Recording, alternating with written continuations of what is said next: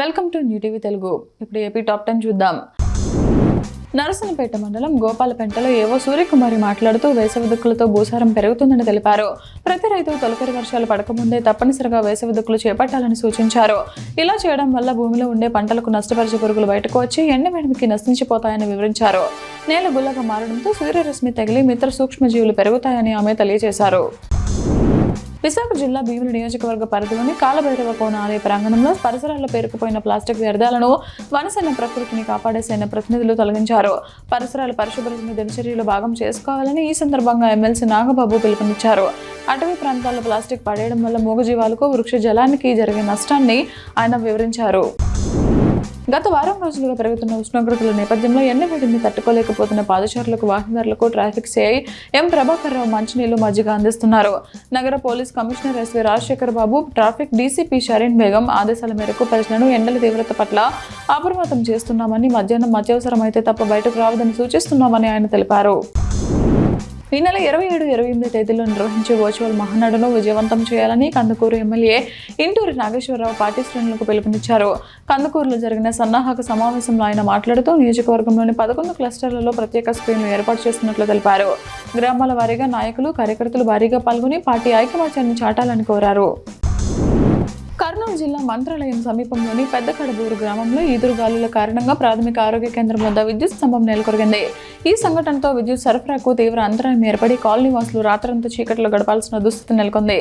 అధికారులు వెంటనే స్పందించి నెలకొరిగిన స్తంభాన్ని తొలగించి విద్యుత్ సరఫరాను పునరుద్ధరించాలని స్థానికులు డిమాండ్ చేశారు. రామచంద్రపురం మండలం రాయల చెరువు సమీపంలోని తిరుపతి పచ్చికాపలం ప్రధాన రహదారిపై ఉన్న ప్రమాదకర మలుపు వాహనదారులకు భయాందోళన కలిగిస్తోంది. ఈ ప్రాంతంలో తరచూ రోడ్డు ప్రమాదాలు జరుగుతున్నప్పటికీ హెచ్చరిక సూచిక బోర్డులు, రిఫ్లెక్టర్లు లేకపోవడంతో రాత్రి వేళల్లో ప్రమాదాల ముప్పు ఎక్కువవుతోంది. ఆర్ఎండ్బి అధికారులు ఈ సమస్యను పట్టించుకోవడం లేదని స్థానికులు విమర్శిస్తున్నారు. వెంటనే సూచిక బోర్డులు ఏర్పాటు చేసి భద్రతా చర్యలు చేపట్టాలని ప్రజలు కోరుతున్నారు.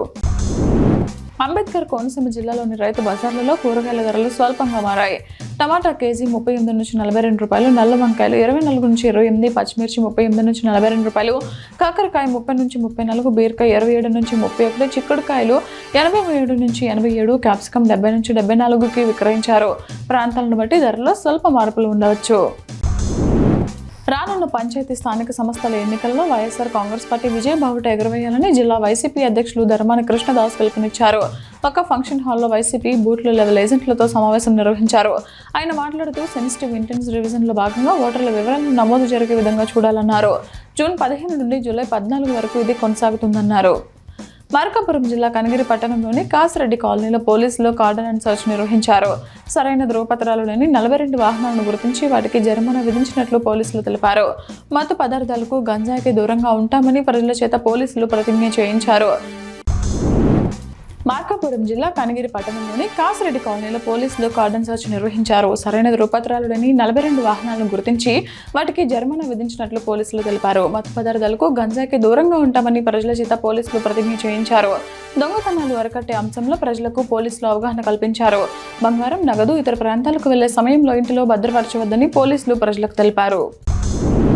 సోషల్ మీడియాలో ముస్లిం మహిళలను కించపరిచేలా మాట్లాడిన వీడియోపై కోడూరు ఎమ్మెల్యే అరవ శ్రీధర్పై కాంగ్రెస్ నాయకులు పోలీసులకు ఫిర్యాదు చేశారు. కాంగ్రెస్ రాష్ట్ర ఎస్సీసీఎల్ కన్వీనర్ శాంతయ్య, జిల్లా అధికార ప్రతినిధి సయ్యద్ అహ్మద్ స్థానిక ఎస్ఐకి ఫిర్యాదు అందించారు. మతాల మధ్య చిచ్చు పెడుతూ సభ్య సమాజం తలదించుకునేలా వ్యవహరించిన అరవ శ్రీధర్ను పార్టీ నుండి సస్పెండ్ చేయాలని, ఆయన తక్షణమే ఎమ్మెల్యే పదవికి రాజీనామా చేసి ముస్లిం మహిళలకు బహిరంగ క్షమాపణ చెప్పాలని కాంగ్రెస్ నాయకులు డిమాండ్ చేశారు.